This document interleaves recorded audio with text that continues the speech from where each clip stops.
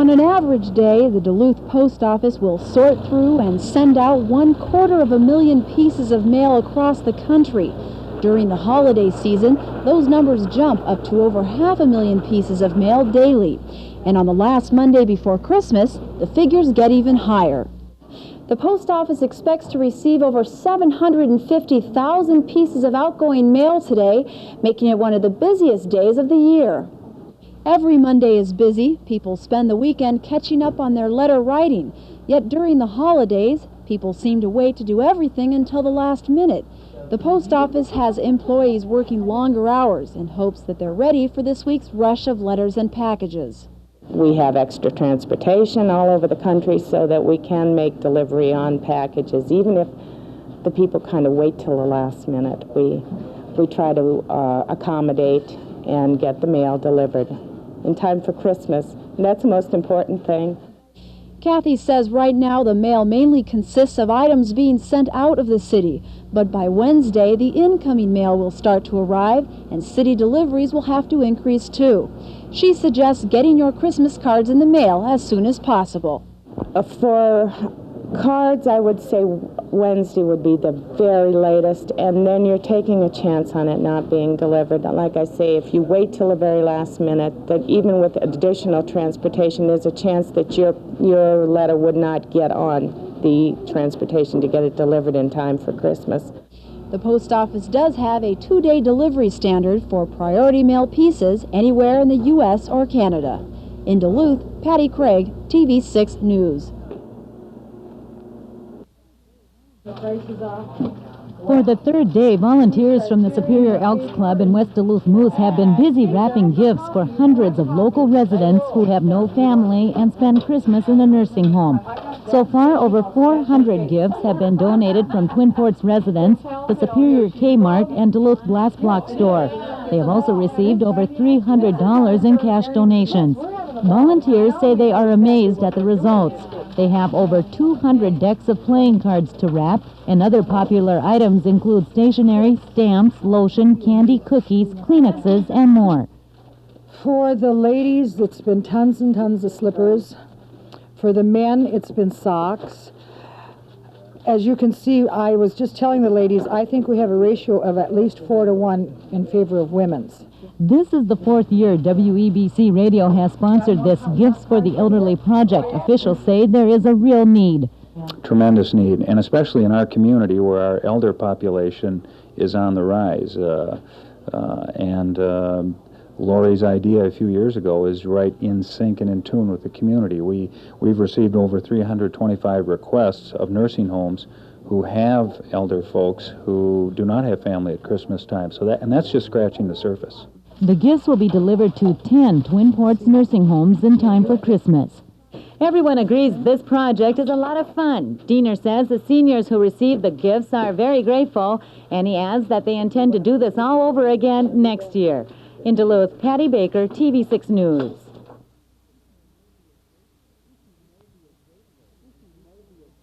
Fishing may be a great way to reduce your risk of a heart attack, not because it's relaxing and eases the pressures of daily life, but because if you get lucky, what's in the Lake Superior fish that you catch could just save your life. Well, they're high in omega-3 fatty acids, and that is important to coronary heart disease. And the fish in Lake Superior have a better composition of omega-3 fatty acids than would be found in the ocean fish. A study just released by Minnesota Sea Grant says Siskoet lake trout are highest in omega-3 fatty acids, but they can also be found in lake herring, deep-water chub, sucker, smelt, whitefish, and lean lake trout. Omega-3 fatty acids make blood platelets slippery and prevent them from sticking together. You might compare it to using lower weight oil in the wintertime in your car. These fish that have the high omega-3 fatty acids are found in the colder waters or in Lake Superior at very deep depths where it is cold year-round. Those fatty acids also help reduce blood cholesterol and blood pressure and may also alleviate the pain of arthritis. The Sea Grant research shows that fatty acids are developed in Lake Superior fish as a survival mechanism in cold water. The fat lubricates the membranes around the fish cells. Researchers say they don't know for sure if the health benefits are a direct result of omega-3 or if something else in the fish helps prevent heart disease. But whatever it is, eating just 2 meals a week of fish high in oil quantities will make you a healthier person, and it could just save your life. In Duluth, Andrew Wittenberg, TV6 News. Picasso, okay, Arnie? Hi, on behalf of John's Red Owl, I'd like to present the keys to a 1989 Ford Escort as winner of our cash match contest. Congratulations. Thank you very much. Pat Shaw is a cashier for Highland Super Value in Duluth, but today she cashed out at John's Red Owl. Pat was the winner of a Red Owl chain contest called Cash Match Second Chance. Well, I work at Highland Super Value, but occasionally you need, bread, milk, and that kind of thing, so I came in. But my loyalties are still with Super Value. 130 Red Owl stores throughout the Midwest participated in the cash match game. Winners in a scratch-off portion of the contest had the option of signing their winning ticket and entering it in the second stage of the contest for a drawing called Second Chance. Red Owl then drew 13 names, and Pat Shaw won on drawing number 11.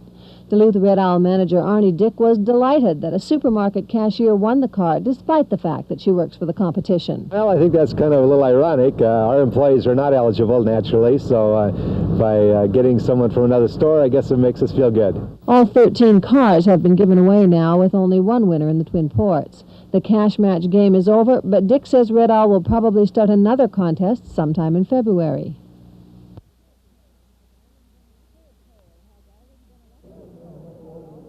Herb Cole has already been elected to replace the retiring Bill Proxmire, but he certainly hasn't stopped looking like a candidate. Today he was in Superior visiting folks at several different places. One of them was Superior Memorial Hospital. Cole said he wanted to come back to northern Wisconsin to thank those who voted for him and to fulfill a promise he made to Mayor Herb Bergson. He asked me, and I promised him that when the campaign was over, I wouldn't be long gone, because I do care about the entire state, particularly care about the economy up in northern and northwestern Wisconsin, and I want to do everything I can to improve the economy. He offered no specifics.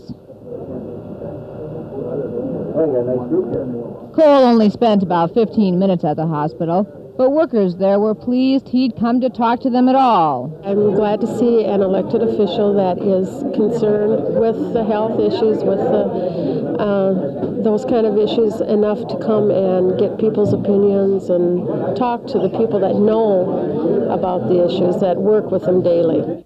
After the hospital, Cole went to the Senior Citizen Center downtown. He joked with the folks there and told them he thought it was great they'd soon be getting a new center. But it wasn't long before they had some tough questions for him. He promised to preserve cost of living adjustments in Social Security if possible financially, and said he'll try to help improve the nation's health care for seniors. Cole received a warm welcome at both places and a strong endorsement from Bergson. There isn't a soul here who can say that Herb Cole didn't touch them today because of the way he took time to talk with them individually. And that's the kind of senator he's going to be, and we couldn't be happier to see him in Washington. In Superior, Julie Howard, TV6 News.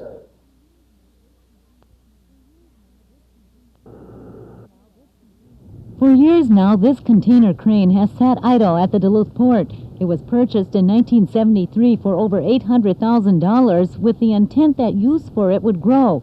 That did not happen, and the Duluth port has spent the past several years trying to get rid of it. Today, Port Authority board members held a special conference call meeting to discuss approving a recent offer.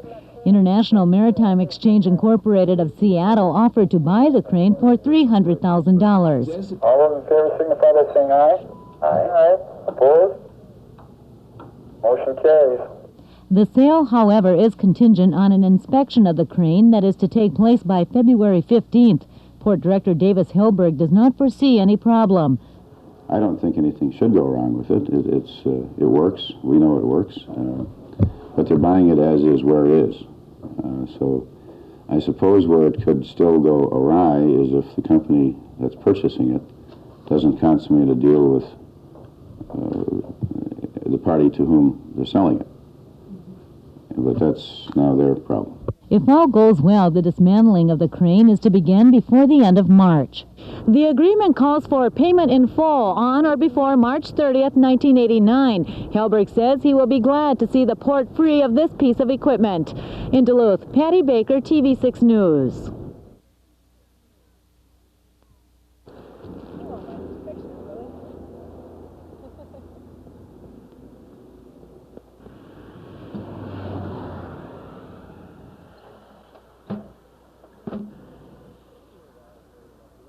I think morale's holding up real good. I think the guys are happy, and I don't know, we just kind of, some of us I think even get a kick out of standing around out here with the fire and talking to one another and just enjoying each other's company, I guess.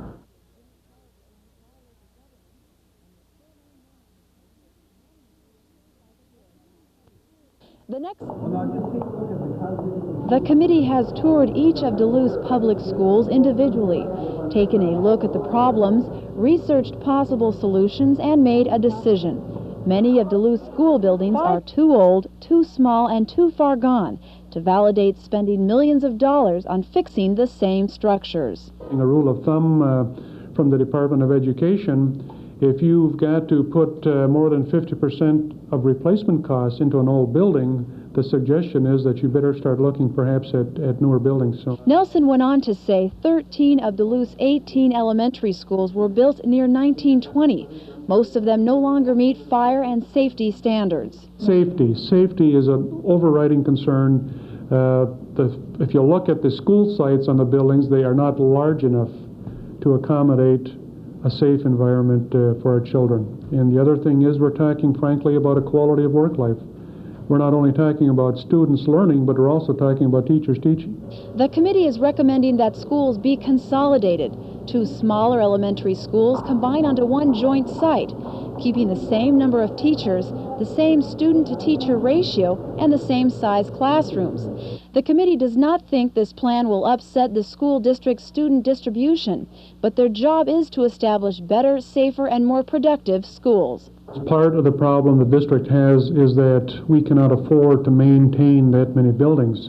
So what we are going to suggest to the board is that we come up with a program of consolidating some of the schools into larger physical structures, and we are going to put those larger physical structures on larger sites. The school district also cannot afford the cost of this long-range plan. The committee is recommending a $55 million bond referendum to support the project.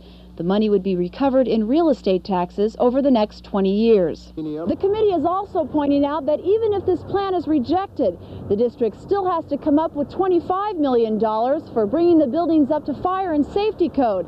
And if they can't do that, many of the schools will have to close. In Duluth, Patty Craig, TV6 News.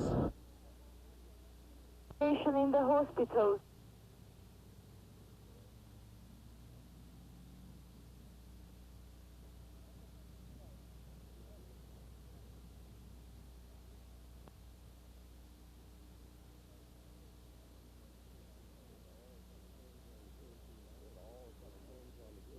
It all is going to hinge on the 2 or 3 managers that they have to come do it. The Minnesota Diversified hasn't had a carpet mill before, and so with maybe inexperienced people running a big, expensive mill on public money, it bothers me. We pay pretty high taxes up here as it is, and we don't need a project that might fail to leave us paying more taxes. Okay.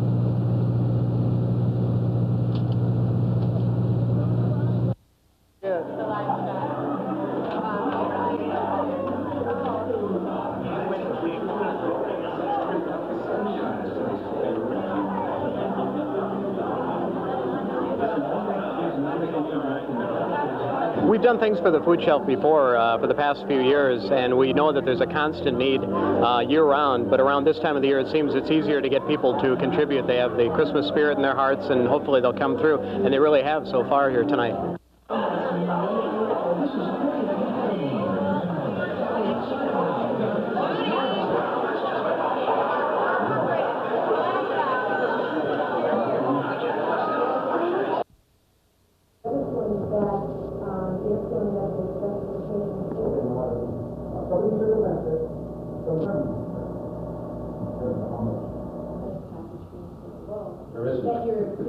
Little hearing or Brainerd or Rochester or Wilmer. That's crazy. Can't believe the vouchers that I signed for mental health. So one problem to increase, what do we do? Increase crime and violence revenue. DWIC is involved. Increase violence. These are the first pictures from the scene of the jumbo crash. The first official word of it had come at 7 when the blip, which was Pan Am Flight 103, disappeared from air traffic control screens. In the village of Lockerbie, locals drinking in a hotel heard a tremendous crash. They thought the roof was coming in. There was a shudder on the ground, like an earthquake, they said, and then they saw an enormous ball of flame rise 200 feet into the air. Debris, they say, flew everywhere. The jumbo hit houses and a petrol station near the centre of Lockerbie. It also showered debris on cars on the main road to Glasgow. From the scene came this eyewitness account of the chaos that followed. All the roads in and out of the town are blocked, telephones are down, and there are a string of burning houses along the south end of the town. I counted at least 7, and there is a large crater at the edge of the main dual carriageway, the A74, the Glasgow-Carlisle road. At the moment, police and firemen are unable to give casualty figures, but there are certainly casualties on the ground as well as in the aircraft. At least 4 houses have reportedly disappeared in smoke and flames. Rescue services are trying to take injured and the dead to the town hall where a refugee centre has been set up. Helicopters from Scotland and the north of England are circling the scene, and police and ambulance men and firemen are tackling flames in what appears to be a residential area of Lockerbie called Sherwood Crescent.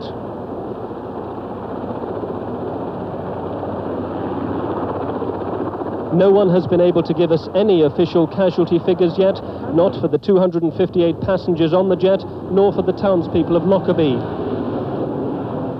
But the Dumfries and Galloway Infirmary, the nearest main hospital, has geared up for the emergency, and the first of the injured are now thought to be arriving there.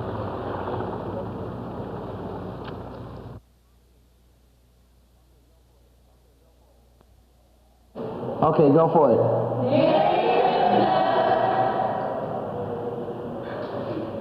Great. First of all, we bought candy canes and we sold them for a quarter for about a month, and then all the profit that we made we gave to Operation Root Off. We made about $200.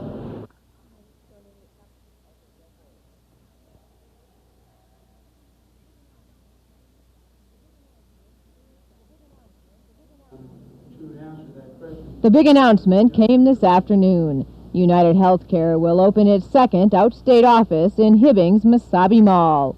Workers today readied the old M&K clothing store to make way for the office, which will open at the end of January. The mall suffered a big setback in the mid-1970s when Woolworths closed. Hibbing Mayor Richard Nordvold says the new business will not only help the mall, but will help the town's image. We have so many assets in northeastern Minnesota, and we have, over this the downturn in the economy, have had an opportunity to really take a good, hard, long look at ourselves. And we came up knowing that there are some very good reasons to do business in northeastern Minnesota. United Healthcare officials say they chose Hibbing because it has an airport, a community college, and an available workforce. They've also had such good luck in their first outstate office, which is in International Falls, that they figured northeastern Minnesota was certainly worth another try. To recruit qualified employees in the metropolitan area, it takes about 6 to 8 weeks dependent upon the skills required. In International Falls, we put an ad in the paper on Monday, interviewed on Wednesday, and the people were willing to start on Thursday. We have had less than a 5% turnover factor this last year in International Falls compared to a 20 to 30% in the metropolitan area. 29 people will work in the soon-to-be office, most of them in clerical positions. United Healthcare processes insurance claims and is confident it can find qualified people in and around Hibbing. Within a few months, the staff could be up to 50, and in a couple of years, it could grow to 200. In Hibbing, Julie Howard, TV6 News.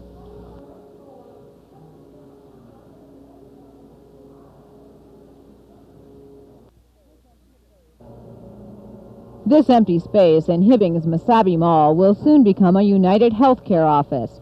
29 people will work here processing insurance claims. Mall business took a nosedive in the mid-1970s when Woolworths closed its doors, and those proprietors left are thrilled that a new company is coming to town. I think it's great. We'll have a lot more people coming through here, and if it's going to employ all these people they're talking about, fantastic. We need it on the range in Hibbing. Mayor Richard Nordvold says unemployment in Hibbing is around 8% these days, which is far better than the 25% peak it hit during the mining downturn. He says Hibbing officials know diversification is the key to a strong economy in the future, and he's confident United Healthcare is going to be successful. We're pleased to welcome United Healthcare Corporation to Hibbing. As part of our participation in this project, the City Council of Hibbing unanimously approved a $60,000 low-interest loan from our revolving loan fund to assist in the renovation of existing space to meet the needs of this company. United Healthcare officials chose Hibbing because it has an airport, a college, and a strong workforce. Most of the people hired will do clerical work and make between $13,000 and $18,000 a year. Within a few months, the staff could grow to 50, and by 1991 or so, 200 people could have jobs. In Hibbing, Julie Howard, TV6 News.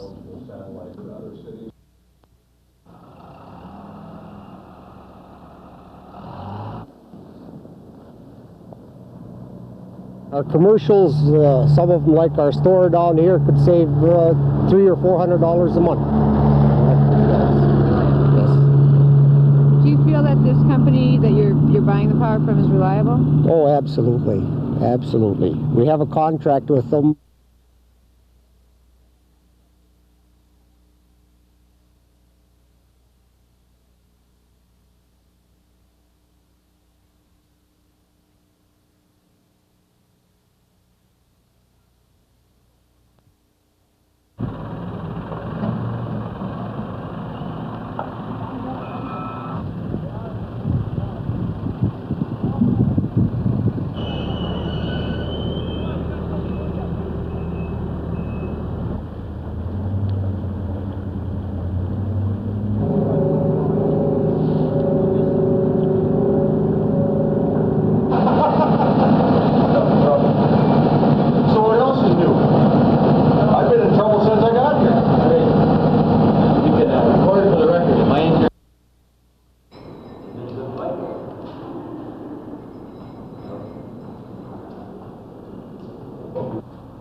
You want to drill? Okay. Oh, Merry Christmas from the North Pole. Who am I talking with? How do you spell that name? Aaliyah. That's a beautiful name. How old are you, Aaliyah? 8 years old. I bet you're a lot of help at home, aren't you? Sort of, huh?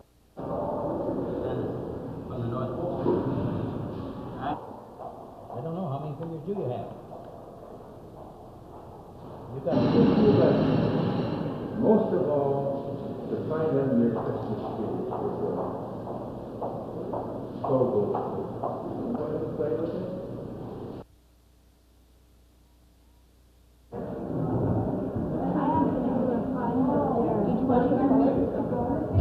Well, I wonder if a professional monster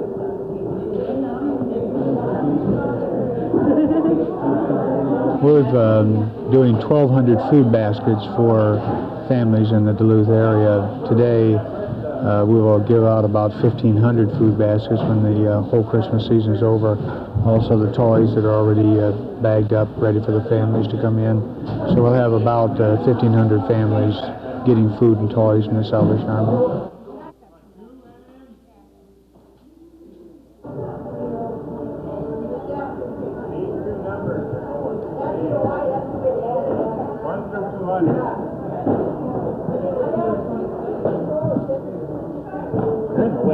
You know, we're looking at... The Longview House is one of Millard Wan's care residences for Alzheimer patients. The elderly people here live in a comfortable, homey surrounding. As part of a 3-year experiment to research the cost-effectiveness of such community-based facilities, Millard Wan administrators want to help convince the federal government that these types of homes are the way of the future in long-term medical care. And what's unique about it is that we've managed to combine both community living and the necessary health care they need in one facility. And it's often been very, very difficult to bring those two components together. And the main advantage, as you can see, as you look around, this is a normal family setting. That someone with Alzheimer's disease that's suffering from a memory impairment very easily adapts to this type of environment, is able to function at their best. And generally, we find just a tremendously improved quality of life. Minnesota will have roughly $8 million to allocate toward expanded services. The money comes from Medicare, and the plan is, if these projects work, more Medicare-funded programs for chronic patients will evolve. But what it's saying to persons in the community that have a family member with Alzheimer's disease is that as a benefit of your Medicare insurance, we'll be able to provide services to you in your own home. Medicare support would be a needed relief for the families of the nation's 2.5 million Alzheimer patients. Currently, their options are limited. The traditional approach, use of nursing homes and hospitals and other very intensive healthcare organizations or institutions, is both demeaning to the patient or not successful at any rate, and extremely expensive. Everyone involved with the project hopes it will be successful, so there can be more care residences like the Longview House for elderly patients with Alzheimer's. In Duluth, Patty Craig, TV6 News.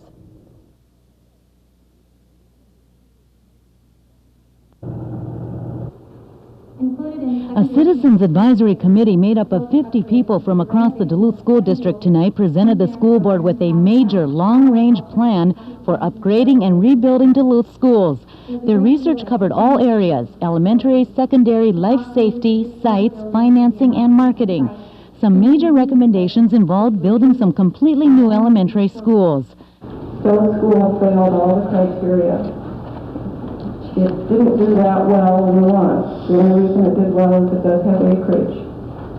It's one of the biggest needs in town, and it's one of the easiest to solve. We can build on site. They also recommended building a new combination Merritt MacArthur, a new combination Washburn Cobb, a new Lakewood, and a new combination Lakeside Lester School.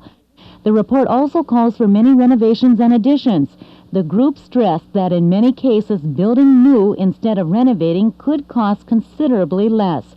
They will also recommend a $55 million bond referendum to finance these recommendations. As an example for taxpayers, one owning a $30,000 home would pay about $44 more per year. Sue Sommerfeld, a parent and teacher, says she wouldn't mind the tax increase. Not at all. I think it's a good idea. I think it'd be real important to do for our students. The committee also recommended many improvements for secondary schools. Their plan involves 3 phases over a 15-year period. The board will hold a public hearing on January 25th, and on the 31st, hope to adopt some form of a long-range facility improvement plan. In Duluth, Patty Baker, TV6 News. This morning was one of the first chances for parents to see how their students have been doing in Duluth's Magnet School program.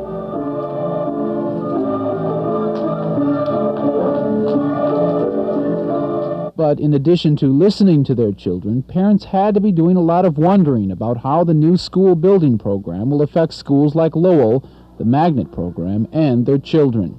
And in fact, many parents are concerned. It was their understanding when the Music Magnet program was placed at Lowell, it would remain there. Now, under the new plan released Tuesday night, Lowell would be paired up with Birchwood Elementary as a whole new building. Several parents have made comments to me wondering if the musical program will continue, and I tell them that that is completely a school board decision, but I feel that the school board members are all sincere in wanting the children to continue the program. So I feel that if Birchwood School is the school that our children ultimately attend, I am hoping that these instruments and the teachers, the whole Music Magnet program will be transferred right to Birchwood School. But even with the news that the Magnet program is safe, many parents are upset with the idea of simply closing a building. That's a concern Lowell parents have, but the Central Hillside is receiving the most attention from parents who are upset that Washington Junior High may be moved out of the neighborhood. It seems that we're the least listened to. Whatever anyone wants to do, they go ahead and do it, and don't worry about the Central Hillside. That's okay. We'll do what we want and not what they want. Patty Martin, the president of the Central Hillside Community Club, won't support the building plan moving Washington out and plans to fight it. And she says her group has a good chance of winning because they're organized. Well, people in the Central Hillside are already aware of what's going on. It's been planned for years, and so I don't see a problem. I don't see where the school board's going to be able to get enough support and time to push us through with the referendum. In Duluth, Andrew Wittenberg, TV6 News.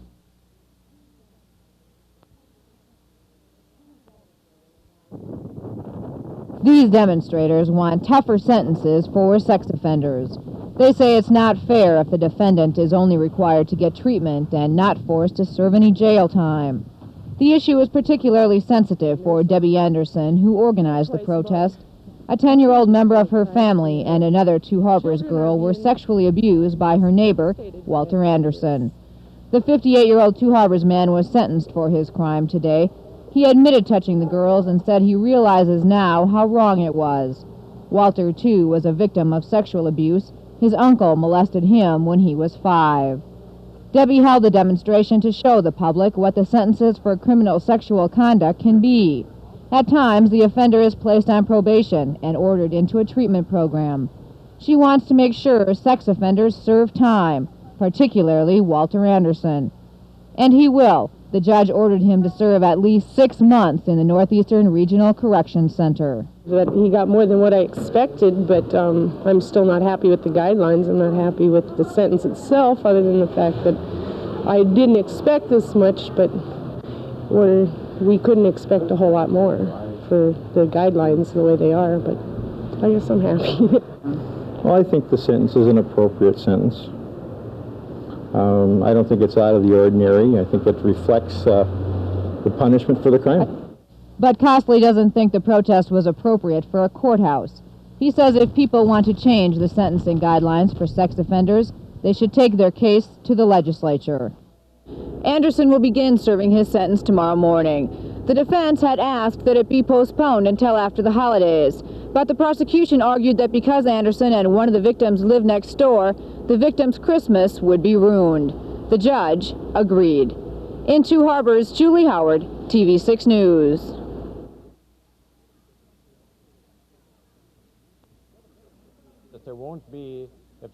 Governor Perpich appeared on a statewide satellite news conference with his finance director to propose shifting the current $550 million surplus to guard against recession. What we're talking about is a rainy day fund, a savings account for the state, not to spend as anybody might want in the future, but only to protect against what the legislature and the governor have committed, what's already in law, making sure that we can follow through with our promises to the citizens of the state. That's what this is all about. And the plan does two things.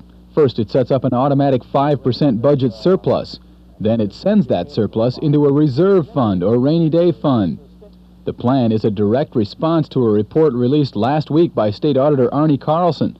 Carlson blasted Perpich and the legislature, saying current high spending would send the state into a blind panic if another recession comes along. Perpich says his plan puts Minnesota in better shape than many states. We have a number of states in the Union right now that are really in deficit financing. That's California and Connecticut, Massachusetts, New York, Arizona, just some of the states that are experiencing difficulty, plus the federal government, which has a mountain of deficits. So we're very, very fortunate. The plan got quick reaction from lawmakers who have two objections. One, this huge fund would allow the governor to spend without consulting legislators. And two, it eliminates giving budget surpluses back as a tax cut.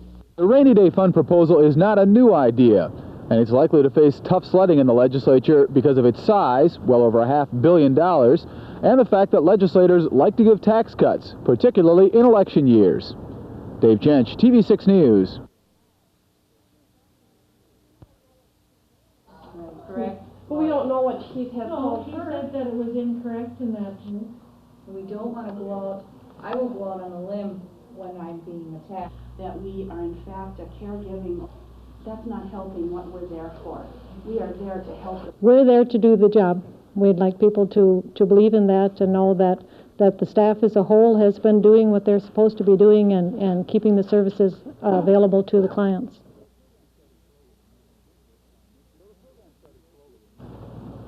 Though the program started slowly in mid-November, by mid-December our studios were filled with toys for boys and girls. More than 3,000 toys came in, and on top of that, over $8,000 were collected to buy more toys for distribution. Operation Rudolph spokesmen say the 7th year of the toy collection program was extremely successful for a number of reasons. Community involvement, it's the people who go out and say that they're going to take the toys in. There's a lot of people who help us out on this, and we want to thank all of them. They're really great. It's a tremendous area. The toys are still coming in from the various drop-off points throughout the region. It will be cataloged and boxed for distribution to the agencies, who will then decide which children will be given toys. Operation Rudolph's distribution network consists of 10 agencies throughout the district shown. Among the agencies allocating for the needy are the Salvation Army, community action groups in various regions, and social service agencies. In some areas, the Air National Guard is helping to collect toys and distribute them. Spokesmen say Operation Rudolph will help about 3,000 children, proving there is a Santa Claus after all. Dave Jench, TV6 News.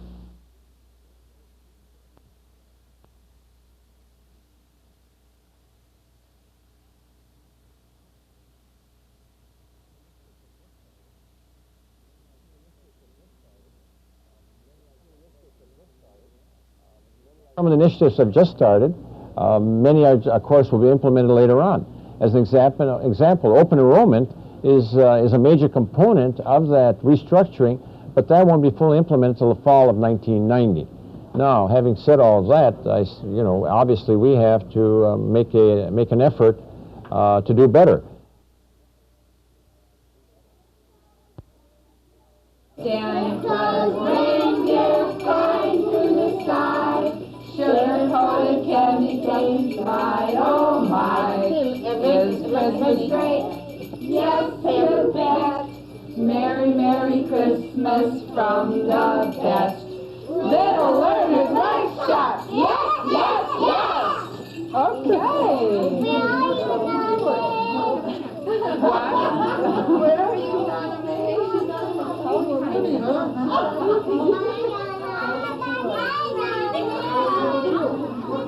News as an early Christmas. The windswept hill upon which the flight deck came to rest has been the subject of intense scrutiny. Prince Andrew came first to cast a pilot's eye over the crumpled cockpit and converse with the investigators and forensic scientists who were examining it in rigorous detail. Bodies under their temporary shrouds still lay where they'd been spilled from the broken airliner, as the prince continued his tour of the wreckage. Within half an hour, the hillside had another visitor, the American ambassador, Mr. Charles Price.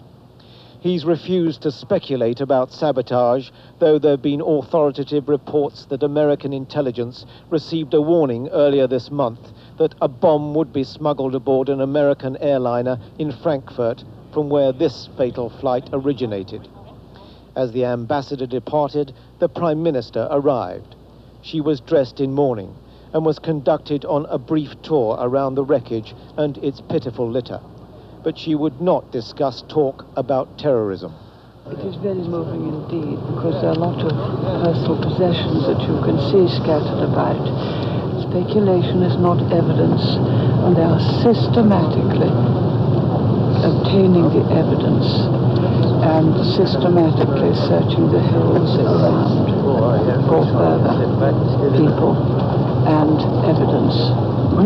It is, I have never seen anything like it, and I would like to say to American friends, as well as to our own people in the United Kingdom, that we are grief-stricken with them. Earlier, Mrs. Thatcher visited the enormous crater on the dual carriageway where much of the jumbo came down in a horrifying fireball that incinerated cars and people. Before he left Lotterby, Prince Andrew expressed his admiration for the work of the rescue services, but spoke of the inevitability of arithmetic. I suppose that statistically, something like this has got to happen at some stage on a time. It is most sad and unfortunate that it's had to happen to Lockerbie, and, of course, so close to Christmas.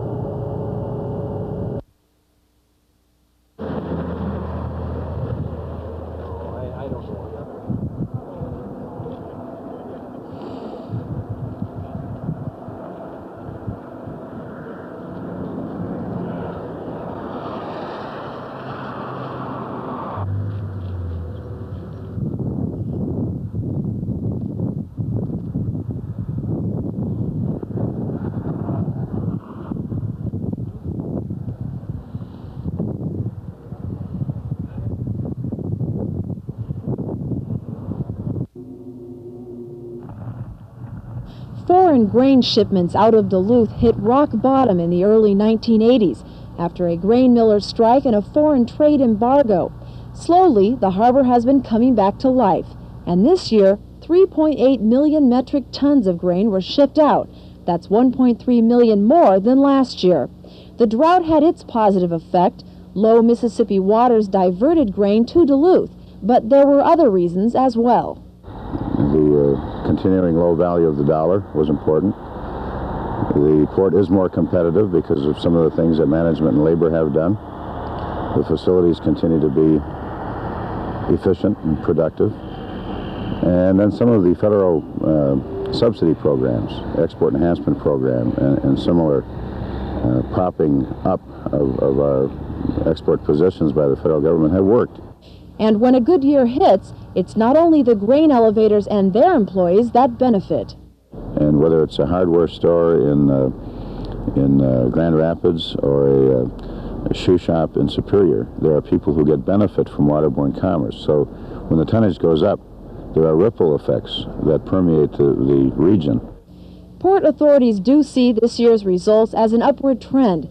Their forecast for 1989 is positive.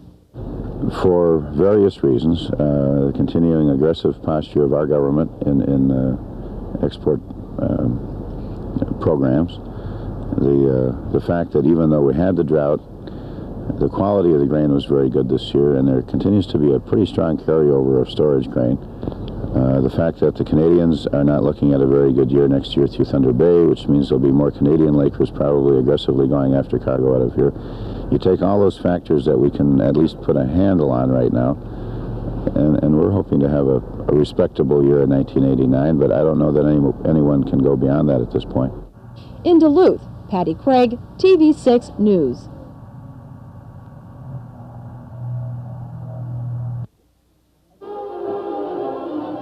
As the holidays approach, most of us will find ourselves partaking of the good food and good cheer of the season. The holiday reveling, however, may have more harmful effects than just a few extra pounds. Heartburn, a well-known problem, can be especially prevalent during the holiday season. I think heartburn is especially a problem this time of year, between all the stress of buying gifts and the fact that I eat a little bit more than I should. I get heartburn all the time. I've learned to live with it, but at this time of year it's become quite difficult. According to a recent Gallup survey entitled Heartburn Across America, heartburn is more common than one might expect. 44% of the population, that's 61 million Americans, experience heartburn at least once a month. 18 million people seek relief from painful heartburn symptoms at least 3 times a week. Heartburn is caused by acid from the stomach coming up into the esophagus. And that's the food tube that comes from your mouth down to your stomach. In general, heartburn is a very benign thing. However, if it's neglected, it could lead to very serious complications, such as scarring of the esophagus and narrowing of the esophagus, which can cause great difficulty in swallowing. Simple lifestyle changes can go a long way toward warding off heartburn. Avoid fatty foods, limit intake of coffee and alcohol, avoid overeating, and stop or decrease smoking. Wait at least 3 to 4 hours after eating before lying down. Elevating the head of your bed 6 to 8 inches can also help prevent nighttime heartburn. Now, if heartburn persists, in spite of making lifestyle changes, then I would strongly advise you to see your doctor. So this holiday season, take heart. Remember that a little common sense, smart eating, and in certain cases your doctor's advice will help you greet the new year healthier and heartburn-free. Andrew Wittenberg, TV6 News.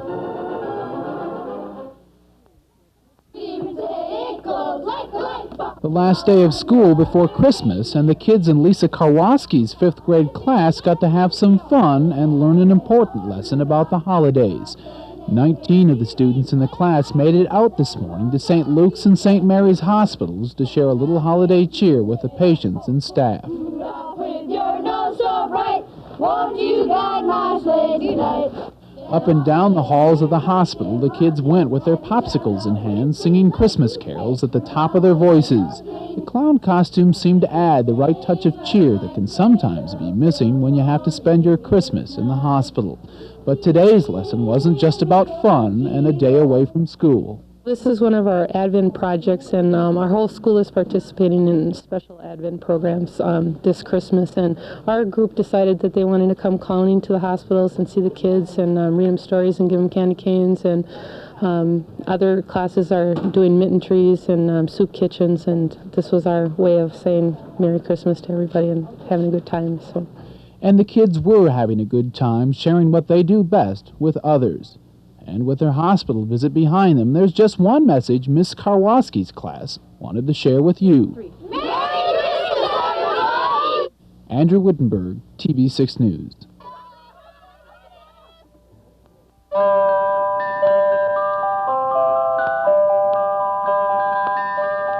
Christmas time, and we didn't have any money, and we didn't have any Christmas trimmings, so I looked at an egg one day and I said, why can't I make some out of an egg? That was 40 years ago. Thousands of eggs later, Beatrice is still creating miniature masterpieces. First you cut out the egg with a little manicure shears, and you rinse it out and dry it, and then you put the decoration around the outside. Paint the inside and the outside, and then you do these.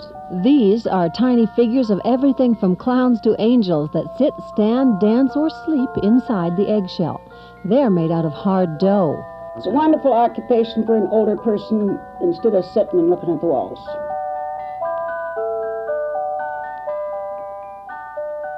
Two of them ever turn out the same. I try to make something the same and it does what it wants to do.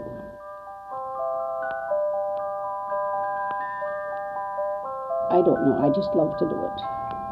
Something to do with these great big old hands. Keeps me from thinking about my troubles, you know. Beatrice still gives the decorations as Christmas gifts, and with the right persuasion, she can even be tempted to sell them. Gotta keep occupied, you know. Beatrice says she plans to keep occupied with the tiny treasures as long as the good Lord allows. We hope that will be thousands of masterpieces from now.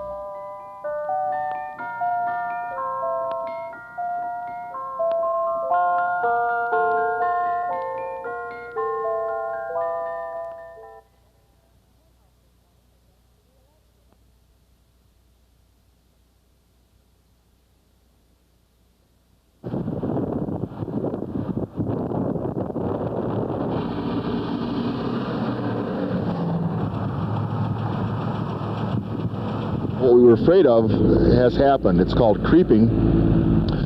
This higher speed limit that's been allowed on the freeway has crept onto the roadways that are still 55 miles per hour. We believe that this is a major factor in the increase in property and personal injury accidents and also the fatalities that we've experienced this year.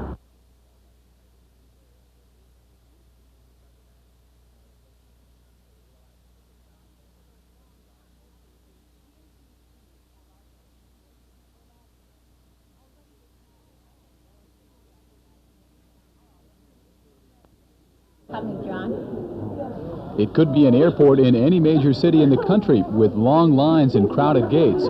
But today, it's Duluth International Airport at Christmas rush. Flights left all day without an empty seat and came back with a flood of friends and families and tearful reunions.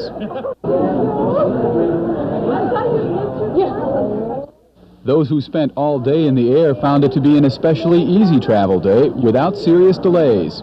Minneapolis wasn't too bad. Phoenix wasn't too bad. They had more people here than any place. It was busy, but not as bad as Thanksgiving. Those leaving today looked forward to more of the same. I'm supposed to arrive at O'Hare about 7:30, so who knows with all the new FAA regulations going in and out of O'Hare. In fact, things ran so smoothly, there is speculation Duluth and Northwest Airlines may be serving a very special traveler this weekend. At International Airport, Dave Jench, TV6 News.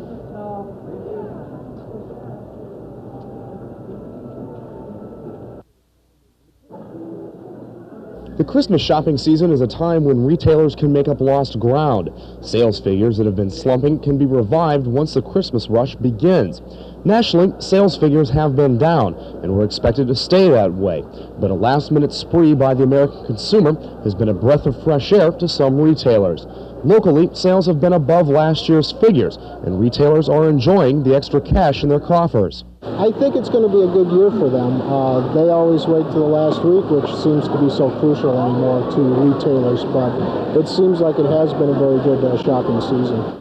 Many merchants in the mall are reporting sales to be up over the same period last year, and the holiday shopping season will ensure many of beating last season's figures. We won't have actual sales figures for another 2 months or so that we get from our stores, but we do keep traffic counts, and we are running up from last year on our traffic counts, which means more people in the mall, which translates into sales. The Miller Hill Mall is enjoying one of its best years since the mall opened, and shoppers with money to spend are the reason. And retailers will put 1988 into their books as a banner year and set their sights on the 1989 retail year. Brian Allen, TV6 News.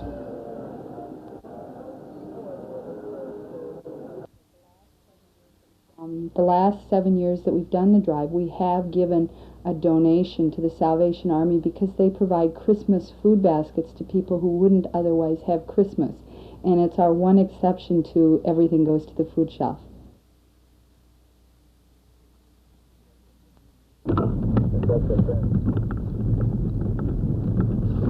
You'll see more Minnesota State Troopers over the next few days as over 100 extra patrol cars hit the highways. Troopers this weekend will focus on drinking drivers with new breath testers purchased with a federal grant. Increasing speeds on secondary highways is also an enforcement priority. The public has to realize they have an obligation to get those speeds down there. They're 55 for a reason on those secondary roads, and it's because they're not as safe as the interstate. And we did see a drop in these accidents and fatalities when the speed limit went into effect. That dropped them down to 55 miles per hour. It's just as if you're viewing it on the face of it, it did make a difference, and we'd like to get the public to understand that and accept it and then obey the obligation. The State Patrol in the Duluth area will soon unveil a new fleet of unmarked cars, including models not usually used by troopers like Mustangs. The idea is to catch speeders off guard. An unmarked squad plays the same role as a marked squad. It has the same enforcement objective. The public perceives that the unmarked car is the secret weapon used to catch them doing their wrongdoing. But actually, the objectives are the same. The enforcement push has been expanded to include Christmas, following last year's number of fatalities, 3 times the number reported the following weekend on New Year's. Dave Jench, TV6 News. It may be the only Christmas display in the city which celebrates Duluth as much as it does Christmas.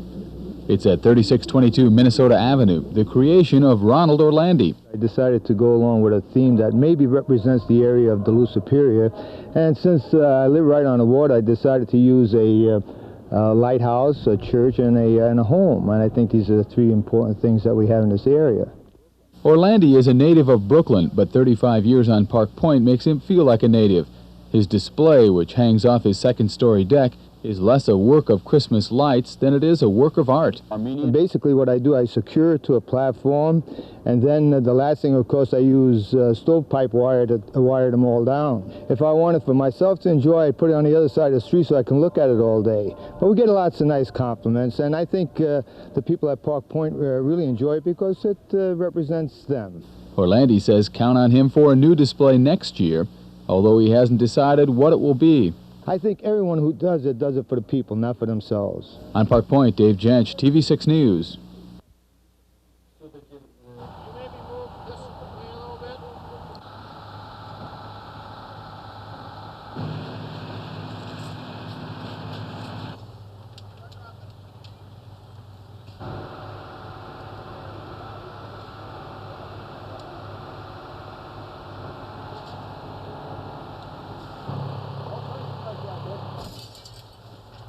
Comes with the territory, I guess.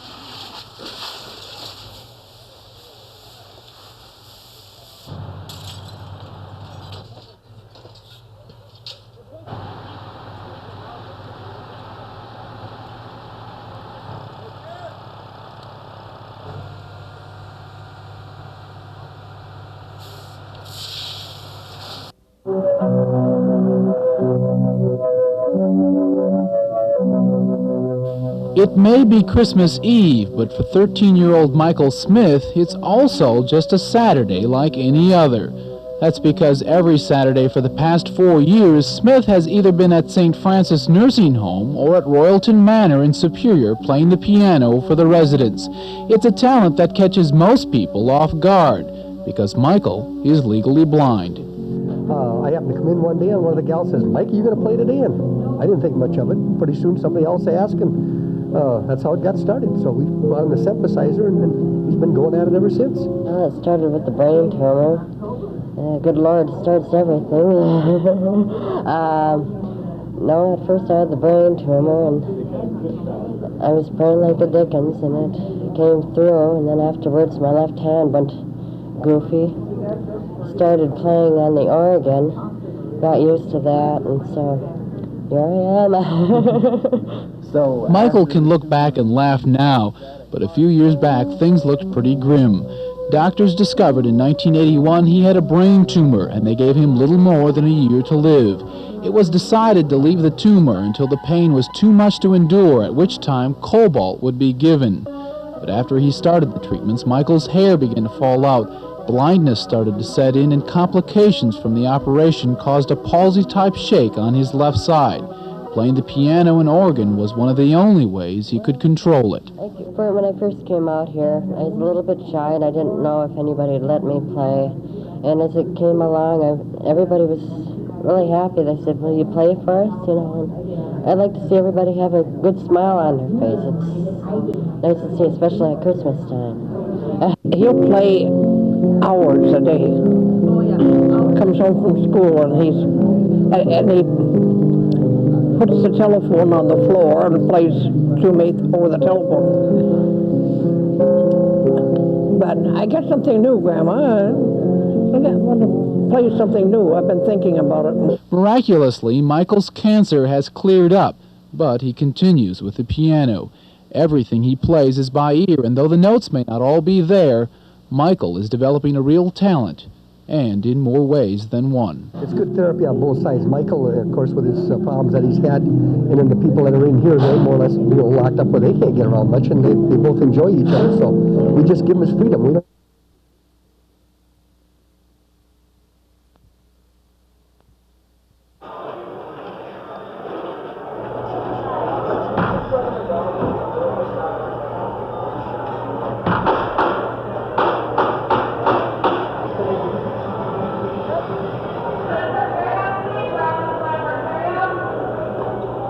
This is last minute because I work 2 full-time jobs.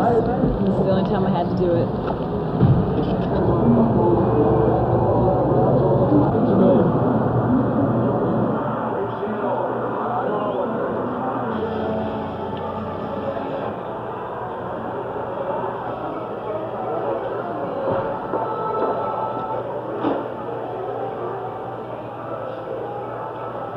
Happy New Year.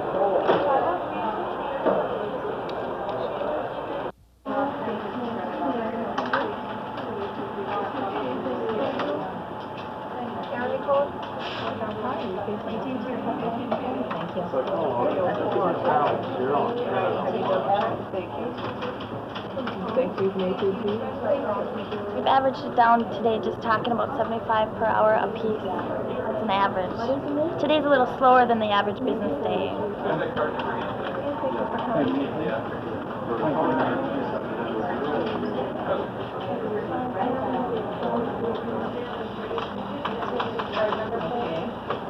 Yes.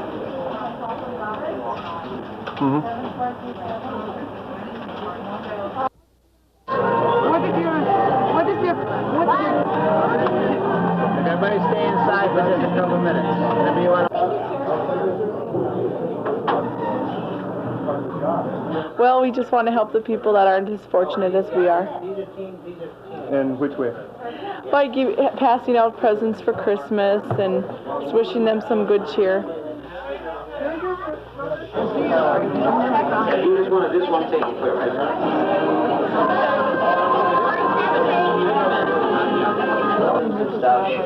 Yeah, our grandfather. Yeah.